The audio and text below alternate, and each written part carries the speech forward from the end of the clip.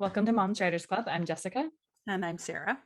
and today we are going to talk about 10 steps to being query ready. If you could please give us a quick like and subscribe if you haven't already, it helps us reach more writers out there. So we know that querying can be a really scary thing, but also a really fun and exciting thing, and we just wanted to go over the basics. Okay, so I would definitely say to take a deep breath, be excited, but also don't rush into this. It's a long game. It takes months and months and even years to do this. So I Yes. know it's exciting and you want to get to it, but take a deep breath. Okay. That said, if you are in the middle of writing your manuscript and you're right smack in the middle of it, now is a great time to start writing your query letter. Don't send Yeah. it, but start writing it because Yeah. it's a great way to clarify your thoughts. Certainly don't agonize over the whole thing, but it's a really good time to just work on your premise, work on that critical, middle paragraph that's going to go in the query and talk about what your book is about. Yeah, it's almost like a thesis or like a touchstone that you can come back to. I do this with my books, and when I'm like feeling lost, I go back and I try to figure out, where am I going by looking at that quick little blurb, and it can really kind of get you back on the right path. Yeah. But with that said, let's hop right in. I think it's important to acknowledge that you are shifting your mindset. You've been in creative mode for a long time, writing your book. Now you're shifting into business mode. So this is a business letter. It's a pitch. It's about making your book sound like something that people are going to buy, which is a really different mindset than making your book a wonderful read, which is probably where you've been for a while. So let's start with the salutation. Dear what? Never say dear agent. Never say dear agent. Please, And dear God, never, do not say. yeah, and don't mass query. And if you're going to use Mr. or Mrs., make sure that is how that person identifies. And you can often find that on their social media. It's always safe to just use a first and last name. If you're not sure, that's what I did because I didn't want to presume anyone went by a particular title if I didn't know that for sure. Yeah, if you don't know for sure, it feels a little weird because we're used to saying like dear Mr. or Mrs. or Ms. So and so in a letter, but dear first and last name is fine. Do not abbreviate people's names who do not like to be abbreviated. Do not call someone Kim if they prefer to be Kimberly, or Jenny if they prefer to be Jennifer. Just sort of, Yeah. and like Jess said, you can usually find that from their website or their social media page. It's always safe to call them the name that they have up on their bio on their website. Okay, so the next step is the decision on whether or not to personalize your query letter. I am a big proponent of personalizing, but also not overthinking it. And the more you research agents, which is a different episode, the more you research them, you'll find quick ways to personalize it, but also make it clear that you know who you're talking to, whether that's something you found on Publishers Marketplace, it might be something you found on their Twitter profile or their manuscript wish list. I'm a big proponent of it. It lets them know that you've done your homework. That's true. Short and sweet is the name of the game here because you don't have a whole lot of verbiage for this letter. I saw on your hashtag MSWL that you were looking for X, Y, and Z. I hope you will consider my book. Do not name drop if you have not been given permission to do so. Do not say you were referred to the agent or that you have a friend who is their client unless you've specifically spoken to that person. If it just feels like too much of a stretch to personalize a query letter, then don't do it. If all you can come up with is something that feels awkward and unnatural to you, then no worries. It's not a make or break. It's good, but will lack of personalization sink an otherwise really strong query letter? No, you'll be fine. Totally. I definitely had a couple where I was like, you represent this genre, and I literally can find nothing else on you. Other than I can see that you are good at selling books. So, and it's totally fine to just launch right into the pitch or the housekeeping. And that's what we're about to talk about. Yeah, so we want to talk a little bit about the structure of how you do the rest of your query letter after your personalization. And there are a bunch of different ways you can do it. Some agents say go right into it before you even mention anything, including even personalization. Whereas others, they want all of jump that right into the pitch. Yeah, jump right into the pitch about your book before anything else. And then others say that they want to know all those details before. So I did, if I knew which way the agent preferred, I would take a note of that under Query Tracker. Otherwise, just do what you feel like works best for you. If they want to read the pitch first, they will go down and look at They'll the pitch skim. first. They're skimming all of this. Yeah. So one of the questions we got about this topic was to do the book, which is like your statistics about your book, like the length, genre, that sort of thing, hook and cook, or do the hook, the book, and the cook, which is kind of what we're talking about. Right. Sarah, what did you do? Well, so just to clarify, the book being the vital statistics, the length and the genre and everything, the hook being your pitch, and the cook being your bio. So something Yeah. about you at the end. I switched it up. So, like you said, if they had some agents are very, very specific on their agency websites. You know, we want a paragraph on this and a paragraph on that and a paragraph on that. And if they said that, that's what I did. Usually I would put the vital statistics at the top. So let's talk about what those are. It would be including like your title, which is going to be in caps. It would be the genre, the word count. It would be the age group. So, like for me, I would say, title, which is an adult thriller, complete at 85,000 words. Um, if you had a series or something you wanted to be a series, you could say series with standalone potential, because that is hopefully how you have written it in case you can only sell that first book. What am I missing, Sarah? Comps. Comps, yeah, which we can talk about that a little bit too. We do have another episode on that, but I think comp titles are really important. I know that they are not completely necessary, and some agents say that they don't even care either way. I do feel like I started getting a lot more positive responses when I had comp titles that were really strong that I could Yeah. kind of compare my book to. Yeah. I think it doesn't hurt any to have them, and it can hurt some to not have them. I think Yeah, I'd agents say who the don't same care too. about them don't care whether you put them in your query letter or not, but agents who want comps want comps. Yeah, and it helps to So, show where your book fits into the market. But keep in mind they need to be pretty new within the last few years. yeah. And we have a couple of other episodes of Mom's Writers Club where we talk about comp titles, and we talk about trying to figure out what your genre is, because these things seem pretty straightforward, right? How long is your book? What's the title? What's the genre? What are the comp titles? Like, those are pretty straightforward. But it's important that you do your homework to know what genre you're in, or what genre is really kind of best to pitch your book as, to know if your word count is kind of reasonable for your genre. There are some great straightforward infographics online that are available that we'll link to below. So we've got that little chunk. That's usually like what, 3 lines or something like that? Yeah, 3 lines at most. And I actually include the personalization in that. So it's Yeah. 3 or 4 lines. So I would say, dear whoever the agent is. Yeah. I'd say if you're going to Um, personalize, that's usually, then you usually wind up putting that information together with the definitely, personalization. you don't want your query letter to look like it is like a billion lines long. So making Yeah. things into neat little paragraphs is highly recommended. So we have these 3 pieces, and they can go in different order. So let's talk about the hook next, or the pitch. This is really the meat and potatoes of the query letter. This is where you tell the agent what your book is about. So I like to divide the details on the book into 3 separate paragraphs. I have also seen this done in 2 paragraphs. I always felt like it was easier for me mentally to do it into 3 different ones, but do what works best for you. The first paragraph for me was always about the character, and I'd give an idea of who that character was and what they were trying to accomplish, what they wanted. The second paragraph would primarily focus on what is getting in their way or keeping them from accomplishing that goal, what the main conflict of the book is. If there's a love interest, introducing it in the second paragraph is appropriate. If there's a subplot that really ties in with the overall plot, you can mention it at that point. And then in the third paragraph, I would try to kind of bring all these pieces together and end on the stakes. What is going to happen if the character cannot accomplish this? And that should literally be the last line, so that when someone finishes reading the hook part of your query letter, they want to know like more about the book. They want to know what's happening with this character and find out what happens at the end. Right. Like, is this character going to go to jail? You know, are they going to save the world? Are they going to Is the bad guy going to get caught? get the guy? Like, you want to leave the agent asking like, "Ooh, like I wonder what happens."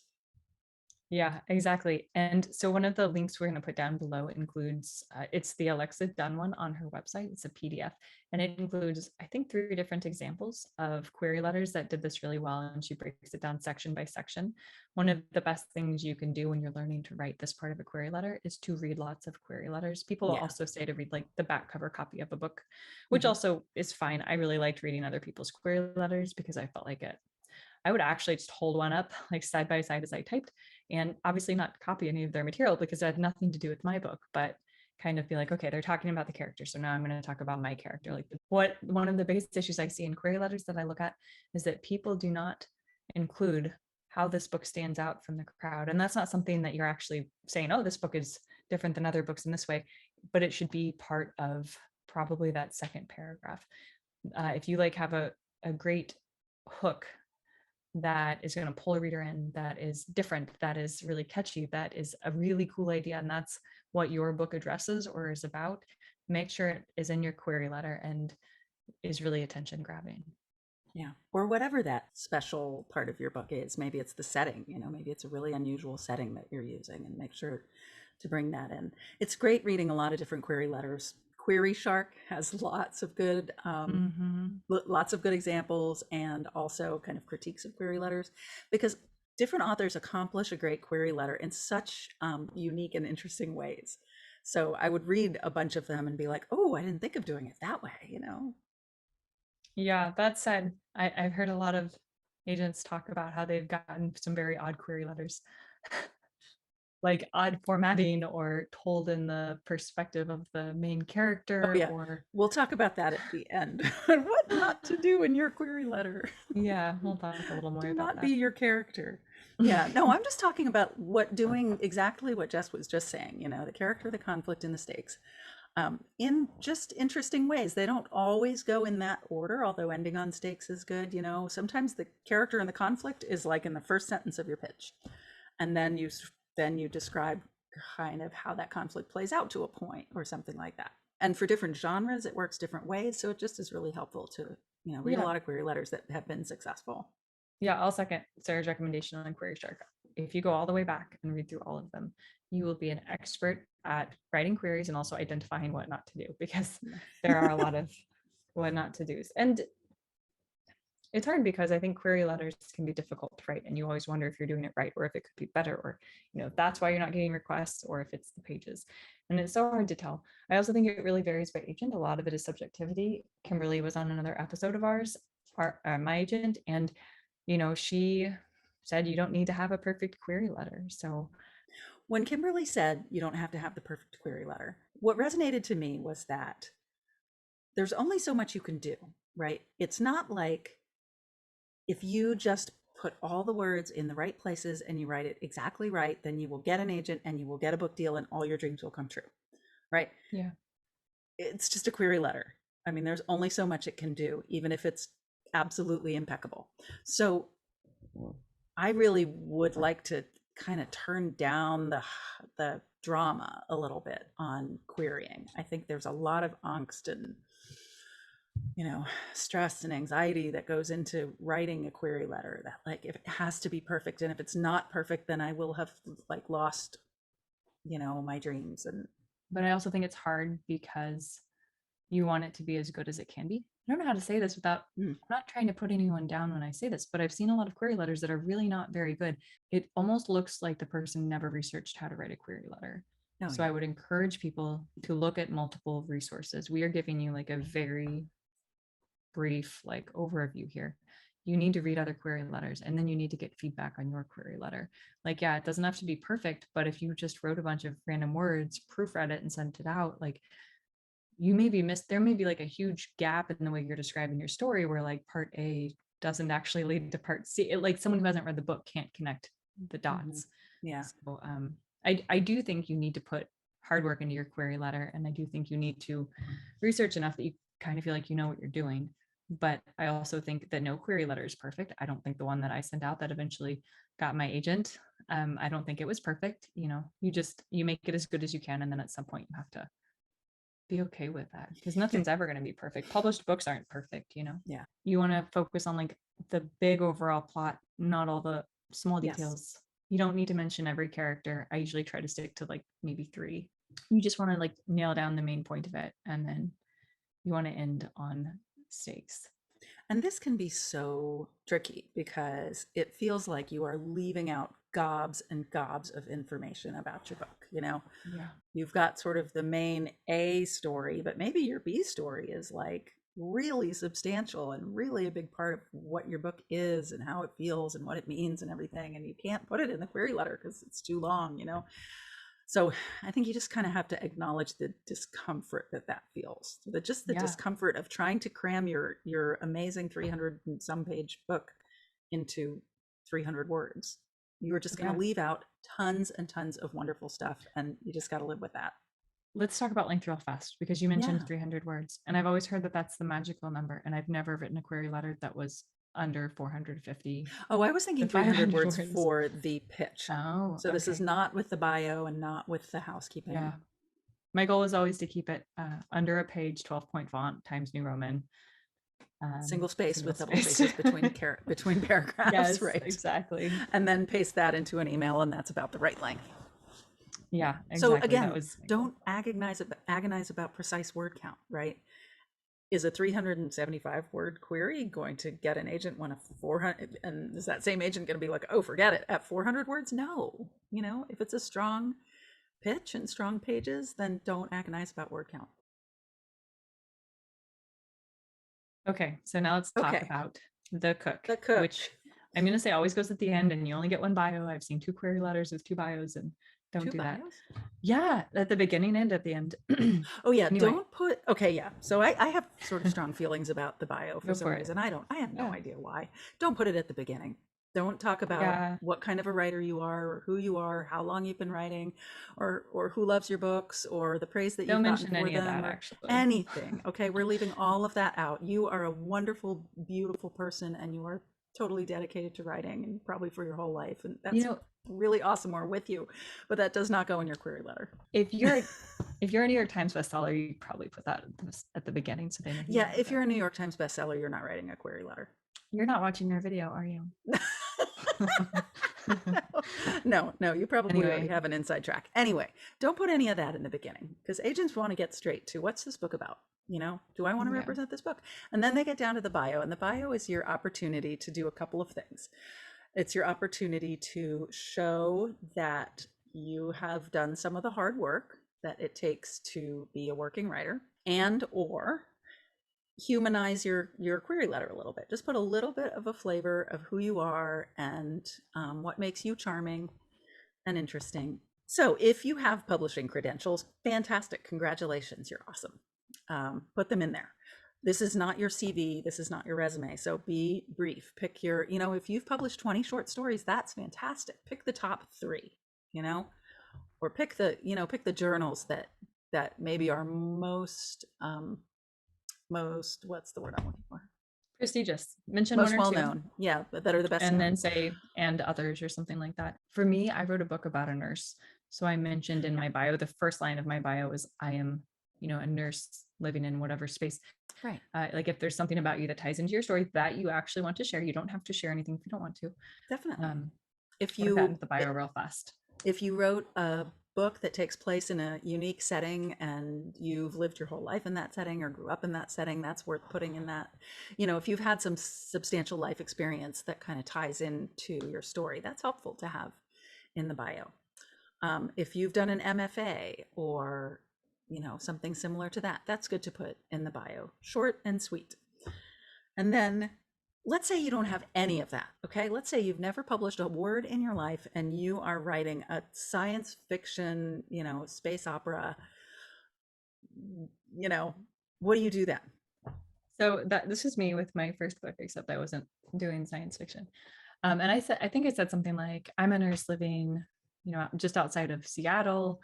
I love to do whatever with my spare time and read anywhere with a beautiful view or something like that. Like just Yeah, quick to the point, let the agent know that I was a nurse and that I had a family and that I really liked right. mine Like, and I am books. a human being. Here are a Yeah. couple of things about me that are either like you can either connect with or that are kind of quirky and charming, Yeah, I was whatever. like 2 lines. And this should not Yeah. be longer than like 3, maybe 4 No, lines it's a very max if you short have a lot. section.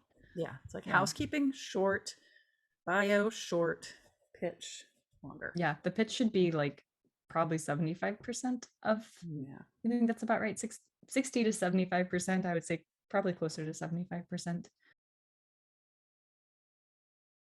When you're ready to close out, I always thank them for their time and consideration. You don't need to mention the full manuscript is available. That's kind of implied by the fact that you are sending them a query. I would sign my name and then I would include my email address below that. I am sure that nobody prints these at this point in time, but just in case I wanted to make it easy to be contacted. I think I also But put you my know, phone number. it could get forwarded and somehow Yeah, or other your email could drop off the email chain. Who knows? totally. Yeah. It's good to And have I would put an my email and phone number. Yeah, and I would put my website address once I had one, but I didn't. I mean, nobody needs your physical address. If you want to put it there, go right ahead. You don't need a bunch of other stuff down there. I've seen like long lists of things and keep it kind of. Oh, you mean in the signature block? The biggest thing is just write it and then come back to it in a few days and revise it. Or I would often write 3 different ones, like day 1, day 2, day 3, totally different ones, and then compare them and make sure I had all the most important pieces and then try to revise them into what sounded the best, and then have people read it. Have people read it who read your book, but also have people read it who haven't read your book so that they can tell you if it doesn't make sense, or if they're like, who is this character and where did they come from and why are they included in your third paragraph? But like Right. I see stuff like that all the time, and it's very basic stuff, and I've made those same errors, but having someone read it who has not read the book will really help with that. So then the other thing I see a lot of people do, and I did this myself, is you can pay people to help you with your query. I would not have them write it for you because you do want to try to catch a little bit of your book's voice in the query letter if you can. I like to try to put some of that voice in there. But for example, there are agents who, for a fee, will give you feedback on your query. Often you cannot query them if they give you feedback, so be aware of that. There's Manuscript Academy that does that. There are different editorial services that do this. I think Sarah and I both used, it's a Twitter handle. We can put it down below, @ and then am querying H, I think. Yeah. Am querying help.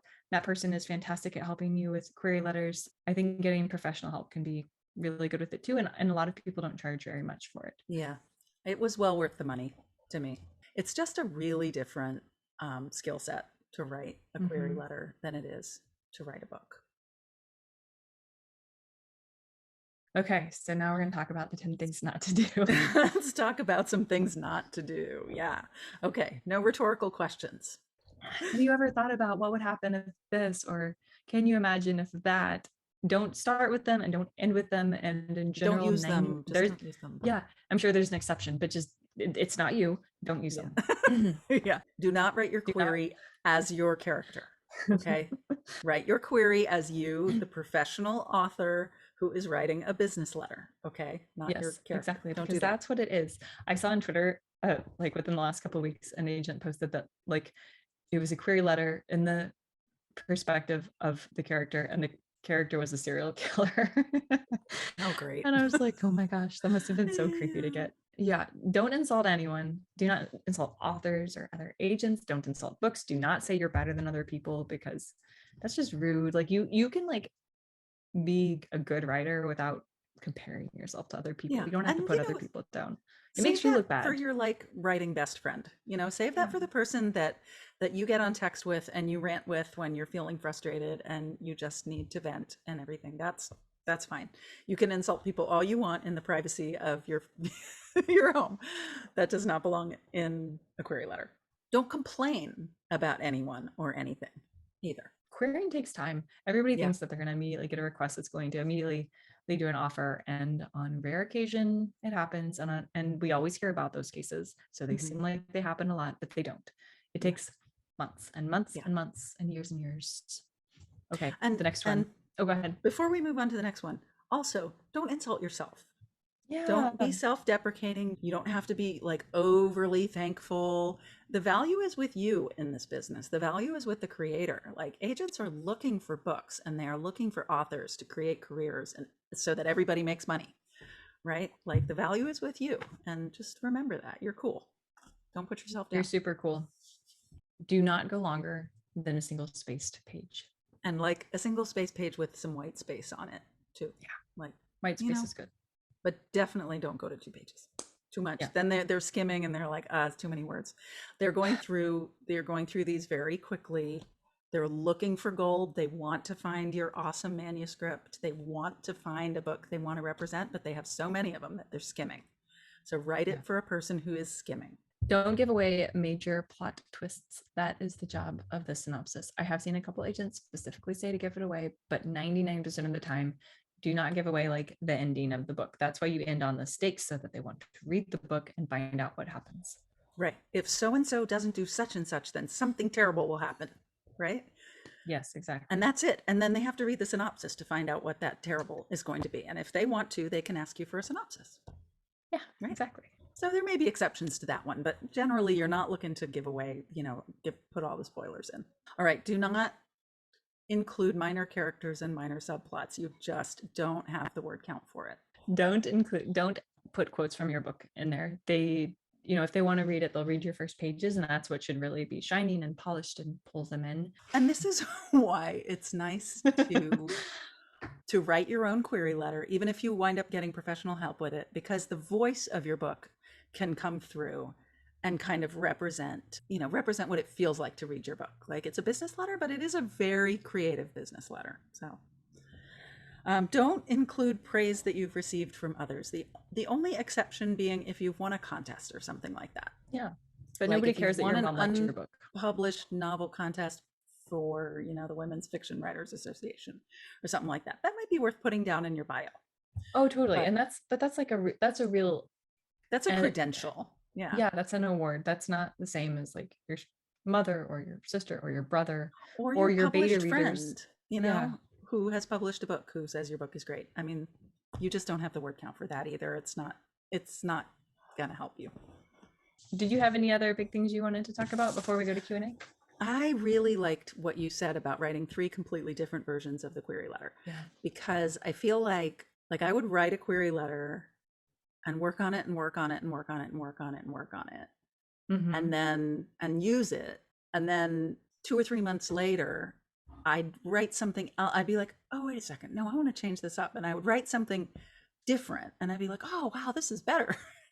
So I Yeah. think that maybe you can compress, by doing what Jess was talking about, maybe you can compress that timeline a little bit by writing 3 completely different versions of your query letter. Yeah. Just totally, and this Don't. is just the Yeah. pitch really that we're talking about. I mean, maybe some Yeah. of the other parts too, but just really write them differently. Okay, I did it this way here. I'm gonna use some completely other language, and then sit on them. Give it a week, right? I know you're really excited to start sending those queries You know out, what but I recommend doing is actually writing your query letter as soon as you finish your book. Well, okay, do it ahead of time to like so you know what you're doing. It's like a mini outline almost.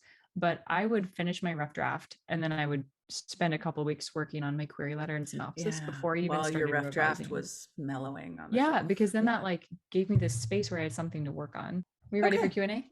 I am. Okay.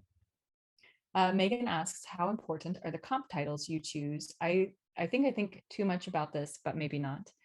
I think your goal really is to show where you fit in the market. I think if an agent doesn't know your comp titles, that wouldn't keep them from requesting if they otherwise liked your, Mm-hmm. your pitch. So I think it's good to have good ones and to know what you're talking about, but I don't think that they are make or break Yeah, necessarily. That's my yeah. impression. I'm not an agent, but that would be my. Definitely. I really struggled with comp titles. And it wasn't even until my agent sold my book and my editor wrote the Publishers Marketplace announcement that I was like, oh, those are the comp titles. Those are awesome. you Yeah. know? I didn't use What do her, like you? the editor just came up with totally other comp Yeah. titles. I remember reading your announcement and thinking, oh yeah, those are really good comp titles. And I Yeah. don't recall what they are now. Yeah, Um, they were the Cactus and the Unbreakables. So I just really struggled with yeah. that. And my book was a little Your book is hard to comp though. it's a little hard If to you comp, and it's a little genre non-specific. I don't know. It's like definitely women's exactly fiction, but it's not if you're like a writing lot of women's something, fiction. So yeah, I think it's a lot easier to find comp titles if you're writing like thrillers or mysteries or romance mhm. or science fiction, fantasy. Work on them. Check out our Yeah, so episode do on your that. best. Yeah, we have a good episode on that. You can use TV. You can use movies. I've even seen someone use a record, an album So there are ways to get creative about it. You can say Yeah. it's the voice of this with the themes of that. A great thing to do is to switch your browser so you're on private browsing, so you don't have a browsing history basically, and go to Amazon and type in something you think is similar and then see what else it suggests. Mm-hmm. And that's a great way to get suggestions. I don't know if things like Barnes and Noble and IndieBound, if they do the same thing, but use Mm-hmm. those if you want to. But that's a great way to get comp titles. And Okay, then if you next. have a Kindle, you can download the free samples until you Oh find yeah. something that really feels like your book. And then you can buy it and read it and use it as a comp title. So that's all in our comps episode. So comps are important, but Really don't giving you a agonize. minute. If you feel like you're not totally nailing your comps, welcome to the club. Okay, so what are some resources for pinning down genre? We have a whole episode on this, actually, right? We have an episode on Yes. that. Yeah, so I'll link to that down below for that, because that's its own topic. Settle the hook book cook versus book hook cook debate. I think you can do either one. You can Cook personalize it goes to the at age. the end. So the bio goes at the end. The other two you Flip can a flip coin around. for the other two. It depends how you want to do it. Yeah, doesn't really matter Yeah. that much. All right. What type of request rate should you ideally be looking for?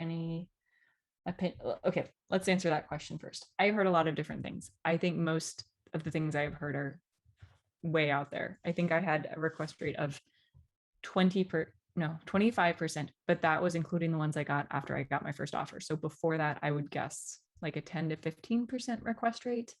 And I think I would send, we'll talk more about this in strategy. For every 10, I would hope I would get one, but only sending out 10 queries is a very small like sample size. So you want to be getting some requests. I wouldn't focus on that too much. If you send out 30 and not gotten any requests, I would definitely look at your query letter and get more feedback and look at your pages and work on revising. But So this is part 1 of 2, and yeah, we're going to do we'll talk about another that. episode close to this one that talks more about querying strategy. So once you have your wonderful shiny new query letter and it's all like polished up and awesome, then how do you deploy it in the world? Yeah, I've heard things like you should be getting 30 or 40 or 50% request rates, and I just think that's ridiculous. I have different opinions about that too. We're both agented by great agents, and neither one of us had anything close to that. I do not think that is common. Her next question was, any opinions on submitting to indie presses and agents at the same time?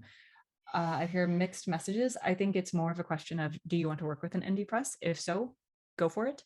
Recognize that those are two different things. One is you are submitting to a publisher, and one is you are trying to get an agent, and they don't have to be mutually exclusive, but they are different things. I would identify what your long-term goals are and if you need an agent for that, or if you want an agent for that. It's out there sort of in the public consciousness of writers that querying takes forever and it takes forever to hear back from agents. And that can be true. It can also be true that agents will write you back, in 2 days. Once it starts moving, it can move very quickly. So I think it's worth identifying which you would rather have. If really of the two, working with an indie press or getting a literary agent and going that route, you would rather have a literary agent. I would at least give it some time in the beginning to be querying just agents, because you never know, you might hit it. And if 6 months go by and you're feeling frustrated and there's an indie press that you love and you want to submit to it, then I have seen people decide that they are going to go the indie press route because they didn't get an agent with their first book. And there's nothing wrong with that. And a lot of first books are great and totally in a place to be publishable. My first 3 books, at least 2, I don't know about the third one, were not at a place to be published by anyone, in my opinion. So consider that sometimes maybe this isn't supposed to be the first book you publish, and that's okay. And you learned a lot from it. And that doesn't mean you won't rewrite it someday and do something with it. But consider what your goals are, and then consider where you are in your writing career. If this is your first book and you've been querying for 3 months and you're like, I'm tired of this, I just want to get published. Okay, that's fine. There's nothing wrong with that. But I guess just keep in mind where you're at. It takes time to do these things. And it takes even longer to get published. So if you're in a rush, realize it's going to still take you 1.5 to 2 years to get published at most traditional publishers. Right. And if you are submitting to both at the same time and you get an acceptance, either you get an offer of representation or you get accepted by an indie publisher, immediately let everybody else know what happened. Particularly if you get accepted by an indie publisher and you decide that's the way you're going to go, send an email to everyone you've queried and let them know, so that, they know that your book's off the table. That's just courtesy, I think. Yeah, definitely. And depending on the indie press you go with, some of them do work with agents and some of them are, there are like the really small indie presses and then there are some bigger ones. And for some of them, it might make sense to still be working with an agent. And that might be a way. I mean, I wouldn't do that route if your goal is to get an agent, but you still potentially can have an agent to work with on Sure. that.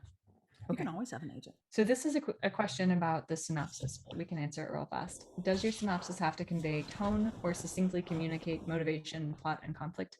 I've always heard that you want your query letter to have a bit of voice, but with the synopsis, it's more about getting from point A to point B and identifying the major characters and plot overview, and that it doesn't matter as much that it conveys the tone. It's a quick, boring read, is what I've heard agents say. It's super Yeah. boring, but then I know your basic plot. Yeah. If you can get some voice in there, then great. That's a little extra flavor, but don't agonize. They've got your pages. Okay, so those were all the questions we had. We will do another episode talking about querying strategy and answering more questions. We'll have lots of links below. This Yeah, will be a richly linked episode because we'll put in all our favorite stuff, our favorite resources for querying and researching and learning how to write a good query letter. Be sure and give us a like and subscribe, and we'll see you for the next one. all right, bye.